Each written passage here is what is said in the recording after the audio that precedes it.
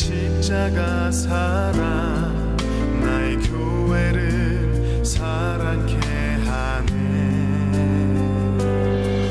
주의 교회를 향한 우리 마음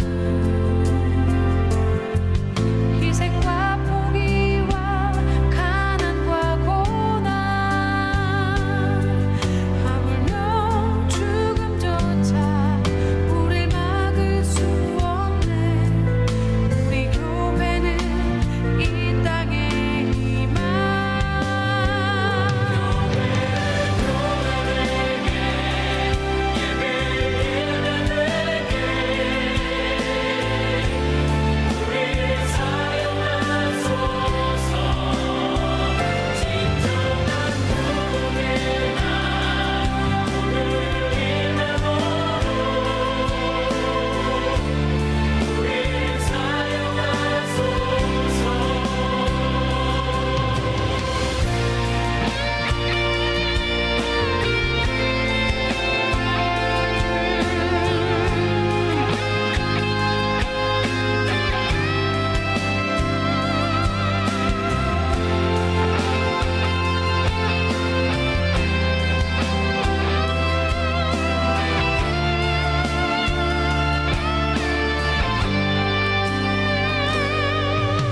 우리에겐 소원이 하나 있네. 주님 다시 오실 그날까지 우리 가슴에 새긴 주의 십자가 사랑 나의 교회를 사랑케 하네. 주의 교회를 향한 우리 마음 희생과 포기와 가난과 고난 하물며 죽음조차 우릴 막을 수 없네. 우리 교회는 이 땅의 희망.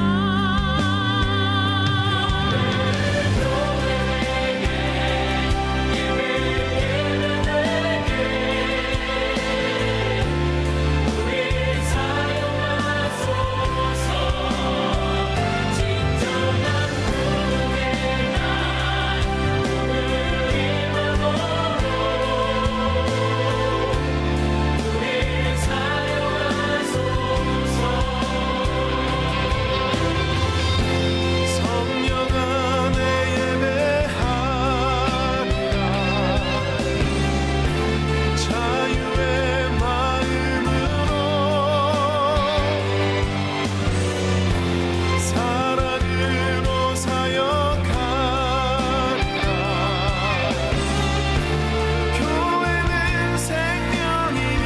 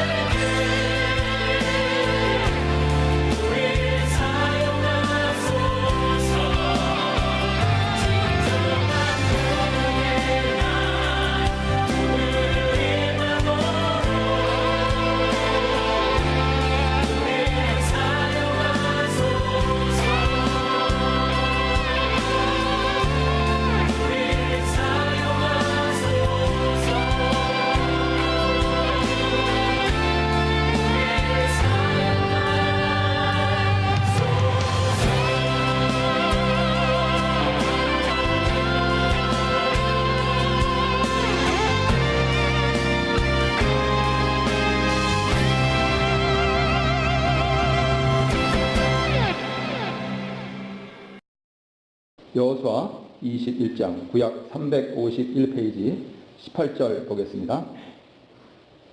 아나독과 그 목초지와 알몬과 그 목초지 곧 네 성읍을 냈으니. 저 뒤로 넘어가서 352페이지에 41절 보겠습니다.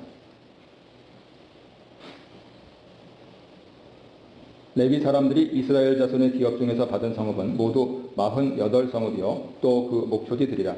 이 각 성읍의 주위에 목초지가 있었고 모든 성읍이 다 그러하였더라. 여호와께서 이스라엘의 조상들에게 맹세하사 주리라 하신 온 땅을 이와 같이 이스라엘에게 다 주셨으므로 그들이 그것을 차지하여 거기에 거주하였으니 여호와께서 그들의 주위에 안식을 주셨으되 그 조상들에게 맹세하신 대로 하셨으므로 그들의 모든 원수들 중에 그들과 맞선 자가 하나도 없었으니 이는 여호와께서 그들의 모든 원수들을 그들의 손에 넘겨주셨음이니라. 여호와께서 이스라엘 족속에게 말씀하신 선한 말씀이 하나도 남음이 없이 다 응하였더라. 아멘. 은혜가 풍성하신 성령님께서 오늘도 말씀으로 우리에게 큰 은혜를 내려주시기를 바랍니다. 무거운 곡을 생각할 때 마음이 좀 무겁습니다. 어찌해서 이렇게 나뉘었는가 해서 소위 검찰 청사 앞 그러한 모임들, 그리고 옛날에 광화문 앞 모임들, 그래서 너무 극명하게 대립하고 있는 것 같아서 우리가 참 기독교인으로서 열심히 기도해야 할 것 같습니다. 여러 가지로 다 좋은데 우리 목사님이 주도하셔서 아주 굉장히 큰 반향을 일으켰던 자리에서 헌금이 거둬졌습니다. 분명히 헌금이라고 하고 세상 방송에서도 헌금 바구니라고 그렇게 했습니다. 그래서 바라기는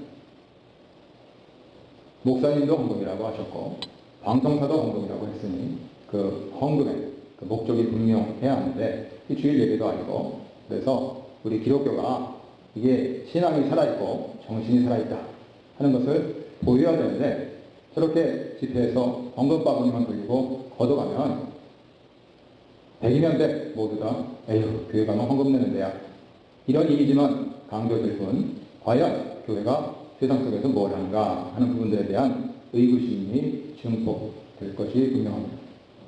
그래서 그 헌금 바구니 앞에 이 모든 것은 그 주최하신 목사님께 일임한다.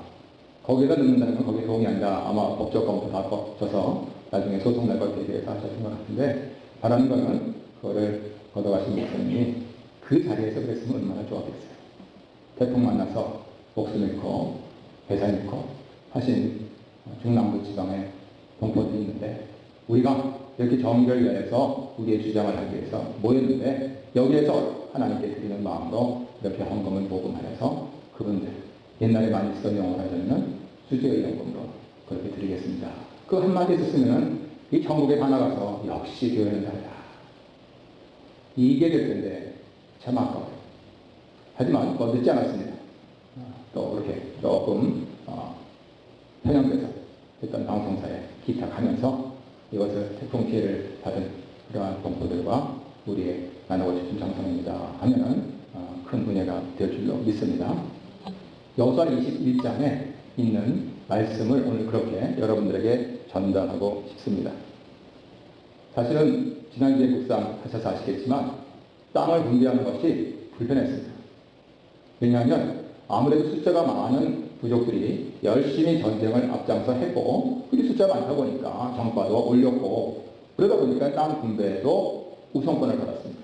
그래서 힘이 센 5지파가 먼저 땅을 분배를 받았는데 면적으로 따지면 하나님께서 주시마 하고 약속하신 땅의 3분의 2 정도였습니다. 물론 나중에 평가는 인구대로 잘 고르게 돌아갔다 하는 것인데 지파별로 보면은 불평등이죠. 12지파 가운데 5지파가 하나님 약속하신 3분의 2의 땅을 받았으니 나머지 3분의 1을 가지고 7지파가 남는다.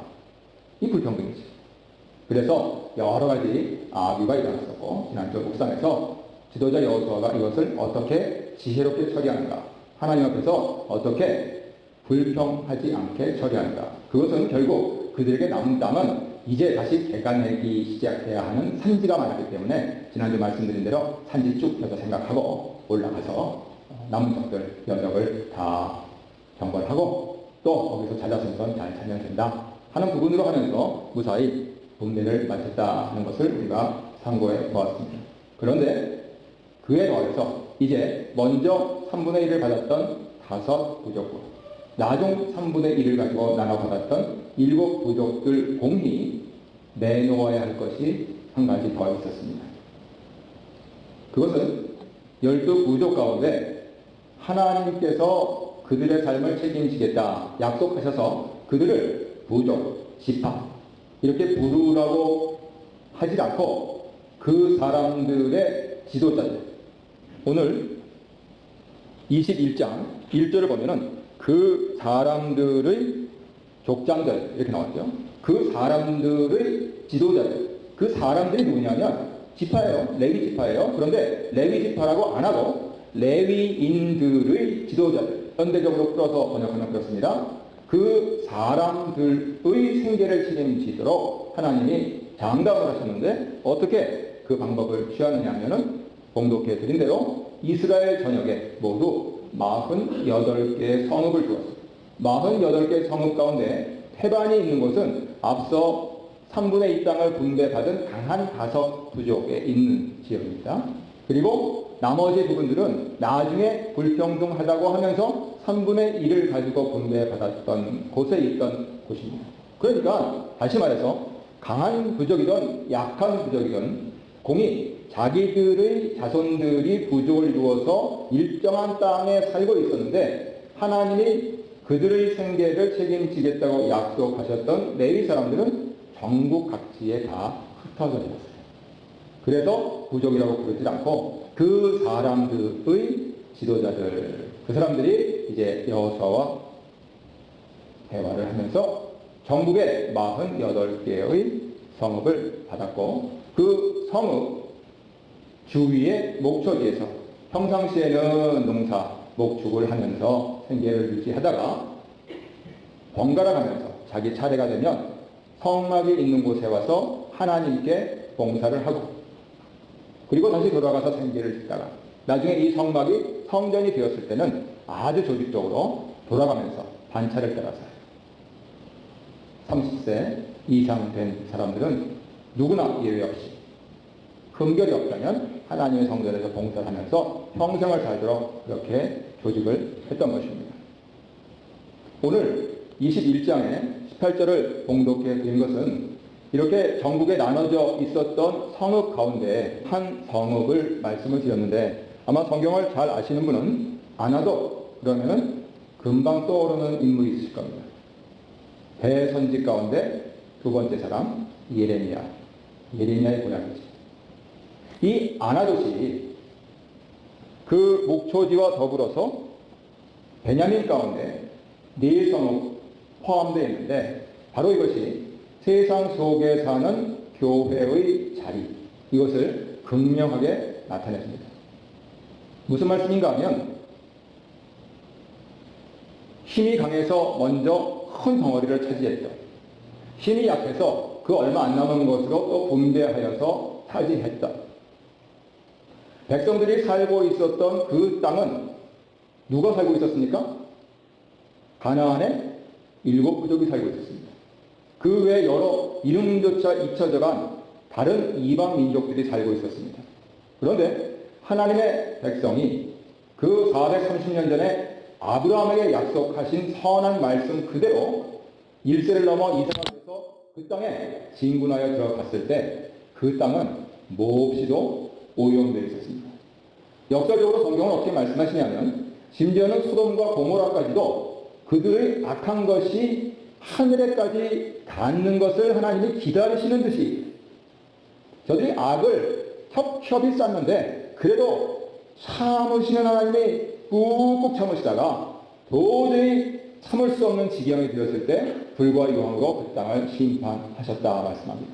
마찬가지로 가나안에 들어갈 때도 왕보를 보내어서 그 땅에 이스라엘 자손들이 피 안 흘리고 땀 안 흘리고 차지할 수 있도록 하시겠다라는 약속을 하면서 1년을 말씀을 하세요. 오늘 시편 37편의 교동문에서 나왔는데 아니 왜 이러냐, 왜 세상이 이러냐, 하나님이 살아있으면 한 번에 그냥 홍수로 한다며, 불과 이왕으로 한다며 그냥 싹 쓸어버리시고 하면 좋을 텐데 하는 그런 바람을 말씀하시는 분들도 계실지 모르겠지만 하나님 방식은 그렇지 않습니다. 그 가운데서도 구원받을 자를 또 찾고 찾으시면서 이 악이 협협이 쌓여서 하늘에 닿기를 기다리십니다. 그래서 이쪽에 들어가는 이스라엘 사람들 입장에서 볼 때는 1년 지나고 또 1년 지나고 또 1년 지나고 하는, 어떻게 보면은 그냥 단번에 해버리면 좋겠는데 하는 것을 천천히 차근차근 철저하게 그렇게 해나가시는 것을 알 수가 있습니다. 그러니 왜 하나님께서 레위인들을 48개 성읍으로 전국에 산지하게 하신 그 이유를 알겠죠.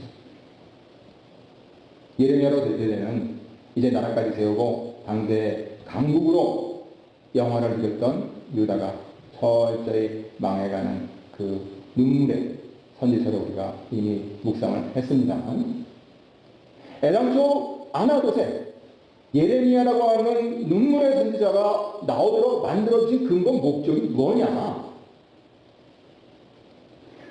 이 아나돗은요, 그 앞에 구절에 있는 아낙, 거인입니다. 그 거인이 내가 왜 거인인 줄 알아? 우리들의 신 아낙 여신이 나와 함께하기 때문이야. 무슨 뜻이냐면 새겨들으시기 바랍니다. 강단에서 말할 수가 없기 때문에.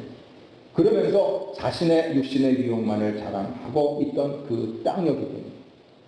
즉 레위 사람들의 성읍 아나돗이 그 땅에 있는 이유는 이 아낙 여신의 폐괴하고 음란한 문화 가운데서 베냐민 자손들이 물들지 않아요. 사람의 심성이 약합니다. 그래서 그냥 호기심으로 또는 실수하여서 하나님을 배약하고 말씀이 어긋나기 너무 쉬우니 그 가운데 레위인들이 살아서 우리가 의지하고 살아갈 것은 하나님의 말씀이고 우리가 기도해야 될 것은 하나님의 성령이고, 그래서 당신들은 하나님의 거룩한 선민들이 되어서 이 죄악이 폐괴하고 폐역한 세상에서 거룩한 백성으로 성도로 살아들여야 한다. 그래서 그곳에서 자기들의 족속으로 땅을 받지 않고 1년에 한 번 봐요, 1년에 3번 봐요 그러면서 그 혈육의 정을 억누르고 오직 하나님 말씀으로 흩어져서 살면서 이 세상 문화 가운데서 힘들고 지친 사람들이 그들에게 와서 제가 이렇게 잘못했습니다. 다시는 그러지 마십시오. 제가 이렇게 시험에 들 것 같습니다. 넘어지시면 안 됩니다. 제가 이렇게 엄청나게 이렇게 행운이 찾아왔는데 어떻게 하면 좋습니까? 나눠주십시오. 하는 그런 얘기들을 계속해서 할 수 있다. 그 사람들을 거기에 두셨던 것이죠. 이것을 오늘날 현대교회에 비해서 적용하자면 이곳저곳에, 현대교회는 우리와 다르게 동네에 본당이라고 해서 예배가 하나밖에 없습니다. 예배당. 그런데 그거에 반해서 종교의 자유를 부르짖고 너무나 계신 분은 사방팔방 많죠. 그것까지 다 인정하면서 이렇게 각 동네마다 사업마다 하나님께서 교회를 주신 목적은 바로 그 교회로 하여금 하나님을 모르고 혹은 알더라도 하나님을 배역하고 나아가는 세상 속에서 하나님이 살아계신 것과 하나님께서 자기를 찾는 자들에게 상 주시는 이시다 하는 그 부분들을 널리 전하고, 내가 전하려면 그렇게 살아야 될 거 아니에요. 그렇게 살라고 교회를 두신 것이죠. 그래서 예수님께서 마태복음에서 말씀해 주신 것처럼 은혜 드리고 목마른 자는 복이 있다. 너무 힘들게 살잖아요. 옛날에 독립운동 하셨던 분들 생각해보세요. 옛날에 6.25 전쟁 치르신 분들 생각해보세요. 그 옛날에 멀리 이곳까지 가서 우리가 외워버리려 하려고 애쓰신 분들 생각해보세요. 그 이후에 조국의 산업화를 위해서 글자 그대로 하루에 12시간씩 일하시는 분들 생각해보세요. 그 위에 더하여서 이 조국 삼천리 강산을 주의 말씀과 예수 그리스도의 피 묻은 십자가로 넘치게 해야겠다 하신 분들을 생각을 해보세요. 힘드셨죠? 그런 분들에게 복이 있다. 이렇게 마태복음 5장에서 말씀을 해주시고, 자 이제 거기까지 다 됐습니다. 지금 광고 시간에 말씀드린 그러한 내용들 다 포함해서 그럼에도 불구하고 수고하고 무거운 짐진 인생들이여 다 내게로 오라. 그렇게 말씀하신 것은 예수님이 뭘 믿고 이렇게 말씀하셨겠어요? 바로 당신을 머리로 하여서 보이지 아니하시는 당신을 예배하고 섬기고 나아가는 이 지상에 있는 예수님의 몸인 교회들이기 때문에. 그러니 교회가 대중집회에서 헌금 모아서 개인이 다 쓰면 안 되죠. 아무리 정의를 세우고 아무리 좋은 일을 하려죠? 그건 아니죠. 그랬을 때 각 곳에 레위인들을 두신 것처럼 각 지역에 하나님께서 교회를 두셨을 때 우리가 그 교회에 속한 교인으로서 제대로 살아갈 수 있는 방법이 무엇이냐 하는 그 부분들을 간략히 말씀드리고 오늘 설교를 마치도록 하겠습니다. 목사님 기도하셨지만은 이제 캐나다식으로 생각해서 18살이 되어서 성년이 되었기 때문에 자기가 벌어서 자기가 생활하고 또 좋은 일도 해야 되는 그러한 시기가 되었는데 각각 느끼시는 소회와 감회는 다를 줄 압니다만 원리적인 측면에서 분명하게 말씀드릴 수 있는 것은 과연 나는 이 교회 교인인가 하는 점들을 깊이 생각하셔야 된다 하는 것이죠. 레위 사람의 입장에서 아이고 거기 도성도 있고 심지어 제사장까지 있으면 도피성입니다. 얼마나 빵빵합니까? 그 중에 실수로 살해한 사람까지도 목숨을 유지할 수 있었던 그런 곳이었으니 얼마나 파워풀합니까? 거기에다가 주변 사방에 목초지까지 있으니 자기는 일도 안 해도 되고 와 이거 그냥 거저 들어오는 거니 얼마나 좋습니까? 이렇게 생각하면요 큰 부담입니다. 왜 그것을 그렇게 하게 하셨는가 하는 하나님의 근본 목적을 생각해서 우리가 생업에 종사하는 것보다도 하나님 말씀을 들고 섬기는 것이 얼마나 더 어려울까 얼마나 지난한 고생일까 하는 이 부분들을 지레짐작하셔야 된다는 것이죠. 우리 옛날 조상들은 똑똑하셔가지고 그래서 자손들 특별히 현대적으로 이제 직업적으로 목회하는 사람들 되는 걸 굉장히 불편해하셨어요. 캐나다에서는 시스템이 잘 되어 있어서 그거 해 괜찮아 기본 임금은 나오대 하는 말까지도 하지 맙니다. 걔 일하고 하나님께서 그렇게 도성과 목초지를 주시면서 살게 하신 목적이 무엇이냐? 바로 집중했어요. 그곳에 가기만 하면 모든 문제가 해결됩니다. 하는 그 신뢰 그 주님께서 내려주신 복이 그것을 통해서 흘러나온다 하는 그 확신. 단지 나는 레위인이니까 나는 일 안 해도 되니까 나는 율법을 가졌으니까 하는 그것만은 안 된다는 거예요. 거기에서 가지고 닦아서 연마해서 기도하고 연구하고 그래서 옛날에 배운 목회학에서는 그렇게 되어 있습니다. 오전에 성경 연구하고 오후에 당시 아무런 오락거리가 없었을 때 1900년대 돌아다니면서 신방하고 기도해주고 그렇게 하라. 곽알련 목사님 미국 목사님이 그렇게 써놨습니다. 그것이 오래만 하는 게 아니고 10년 지나도록 20년 지나도록 30년 지나도록 마치 반복하는 것 같지만 계속 되면서 결국은 그 레위인이 그 목회자가 훌륭하게 탁월하게 되는 것입니다. 결국 교회의 본연의 임무라고 하는 것은 하나님 말씀에 내가 얼마나 탁월하게 능숙할 수 있는가 하는 부분입니다. 이 점에서 우리 교회도 그렇고요. 현대교회의 약점이 있습니다. 어떻게 합니까? 성경에 대한 것은 모두 누구한테 밀어요? 그렇습니다.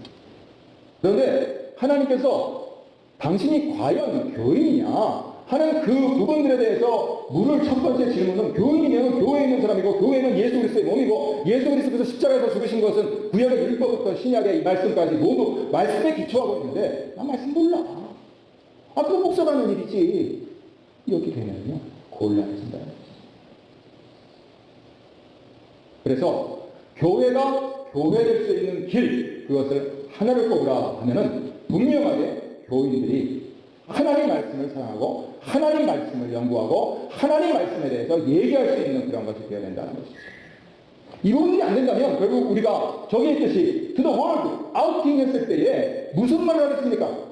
인터넷에서 본 얘기, 시장 돌아가는 얘기, 애들 교육시킨 얘기 나쁜 얘기는 아니에요. 다 좋은 얘기입니다. 하지만 교인으로서 아우팅을 해야 할 근본 목적 하나님 말씀을 전할 수 있는 베이스가 없잖아요. 그래서 하나님 말씀에 대한 그 패션이 있어야 된다. 패션이 있으면 좋죠. 하지만 모름지기 교인이라면, 모름지기 구역의 레위인 같은 그러한 뽑힌 선택된 성도들이라면 누구든지 막론하고 하나님 말씀을 사랑하고 하나님 말씀에 능숙한 그러한 교회가 되어야 합니다. 그러한 교회들을 하나님께서 복내려 주실 줄로 믿습니다. 2019년 이 석 달 동안에 더 열심히 묵상하시고 또 우리 신성학교 지금 하고 있는데요. 수학의 기호학을 이용해가지고 성경 암송하는 방식인데요. 그 부분들도 물어보시고 하면서 친구들에게 만났을 때 적어도 내가 1시간 만났을 때 1분은 하나님 말씀 내가 하나님 말씀 하지 않으면 이 심정이 붙어서 어떻게 할 수가 없다. 내 친구들이 나보다 더 똑똑합니다. 나보다 더 정보가 많습니다. 근데 왜 예수 믿는 나하고 만나고 싶어 합니까? 바로 그 말씀을 들으라고 하나님 연결시켜 주시는데 그 목적을 이루지 못한다면 내 인생에 재미가 어디 있겠습니까? 하는 그런 마음과 아침 기도하시고 나가셔서 열심히 탁월한 말씀에 능숙한 교인들이 되시기를 예수님 이름으로 축원합니다.